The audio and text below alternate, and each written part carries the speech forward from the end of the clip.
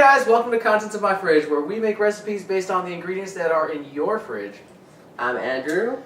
I'm Eric. Today we have an email from Forrest. He sent us a nice picture of what's in his fridge. Forrest! Seriously. That's a lot of condiments, Forrest.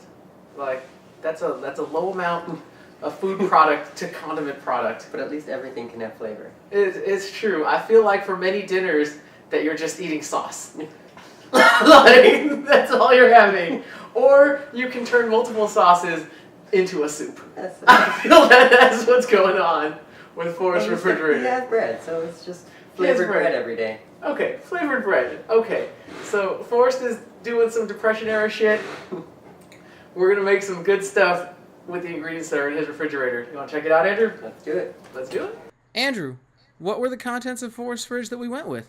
Almost a dozen eggs, some buttermilk bread, some cheddar made from raw milk, spicy brown mustard, a jar of Morello cherries, and a bottle of beer, dark ale.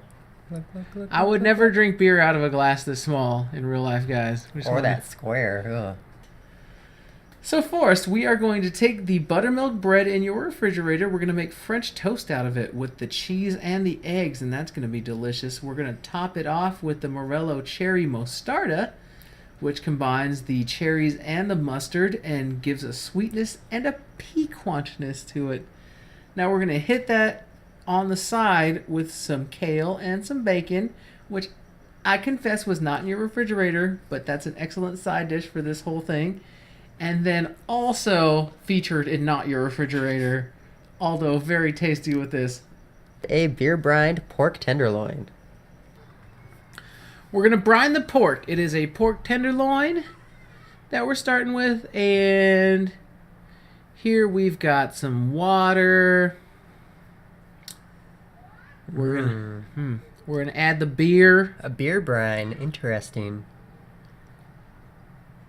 We're going to add the salt and the brown sugar coming.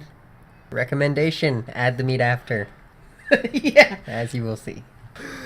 So here's where Brooke puts the microphone in the shot over and over again. It's not an alien, guys. Every once in a while you see a movie or a TV show and you can catch a bit of the overhead boom mic like in the top of the thing. We want to bring that experience to YouTube. Andrew's cutting herbs for the French toast here. What do we got? We got some thyme and sage. Thyme and sage are both herbs that go really well with cheese, which we're putting in this French toast, so that really helps. You can never have enough thyme, guys. Never. Sage advice. Ha! So now we're doing the French toast. So what you're going to want to do, guys, when you make French toast is put together about 1 egg for each piece of toast that you're going to do. So it's 1 egg per each piece of toast. A little bit of milk. Andrew's only using a half cup here for these 4 eggs and these 4 pieces of toast. That's about right.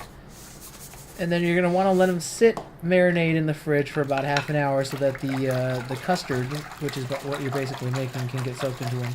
Andrew's going to coat the bread in the batter, which also has some nice, clearly visible chunks of cheese in it. This is going to fry up really good, guys, when you saute this, because it's going to be kind of like a halfway Texas toast and garlic bread thing. It's pretty awesome. It's like Denny's bread had a baby with Sizzler's bread. I don't know what you guys think about those chains, but I'm going to tell you that baby was unplanned. It was unplanned. Also, they were like 14. It's true. But shit, it came out good. They lived in the same parking lot. They saw each other every day. You couldn't help it. One thing led to another. We're going to make a mostarda with the cherries, guys, which is basically a jam that features mustard. And the mustard is really cool for savory dishes because it's going to be really sweet, but it's also going to have that bitterness and that kick from the mustard. So we've got the Morello cherries. That's a nice spoon you got there. A tablespoon of mustard, perhaps? Maybe. Maybe about 10 juniper berries, couple cloves, and this bark of cinnamon. Okay, basically, guys, all you have to do is put everything together in a pot. And cook it. Andrew's cutting up these bacon to lardons, and we're throwing them into a cold pan. Why a cold pan, Andrew? I believe that if you start bacon in a cold pan, it cooks off the fat and allows it to render more nicely than if you threw it in a hot pan where it would just sear and you would just have a bunch of chewy fat in the end. Let's sear up the pork tenderloin. In this beautiful enameled cast iron pan. Now, does searing hold in the juices as is commonly known? No, absolutely it does not. But it does create extra flavor for you because every time you sear, you get extra Maillard effect, which brings the sugars into a browning process, which gives you more flavor. Lots of turning, but lots of browning. That's what you want. Alright, well, we're browning this up. Right now, we're at like a late 90s Michael Jackson. What we want to reach is more like a young tween Michael Jackson. That's a lot of fat you got there in your bacon. I thought you were gonna say in my something that wasn't bacon, like body. Yeah, thanks, Andrew. But well, I want to talk about something we can get rid of, like the extra fat in the pan. Oh, harsh.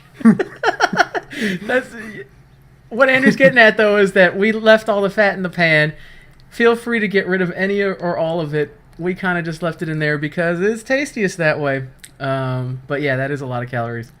So we've got the bacon and the kale. We're going to season it with salt and pepper, rice wine vinegar, beer, and some brown sugar. So the pork's just going to go in the oven for about 10 minutes at 400 degrees.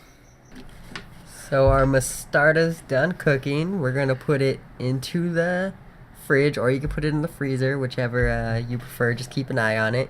And that's going to help it set a little and thicken up, so we can use it as a sauce. Andrew's got the butter going over medium heat. You'll see the milk solids separating already. We don't want to get it too hot because we don't want to get those milk solids burnt. So we're going to get the French toast in there. The French toast has been sitting in the custard for about, what, half an hour, Andrew? Yeah. And that lets it get really soaked in so that the interior can remain soft and custardy while the outside gets that nice browning from the cheese. You should get some nice bubbling, as you see here. Yes. You want some nice bubbling, and you want it to be a nice mahogany brown without getting too dark or not even having a chance to brown at all on the other end of that. So basically, use your instincts. And shoot for medium. So here's what we did out of Forrest's fridge. We took his cherries and the mustard. We made a nice Morello cherry mostarda. We took the cheese. We made some beautiful, and the buttermilk bread. And the eggs. And the eggs. Ooh, lots of stuff in that. Made some savory French toast. We have a roasted pork tenderloin that we're serving along with the toast. And then we took absolutely nothing except for the beer and made some collard greens, because this thing needed a little green. It needed a little greenery. But then we added bacon and beer to the greens, So we kind of half-assed it. Thanks for the contents of your fridge, Forrest. They're delicious. They're pretty good. With some modifications. Remember to send us yours, guys. Click a link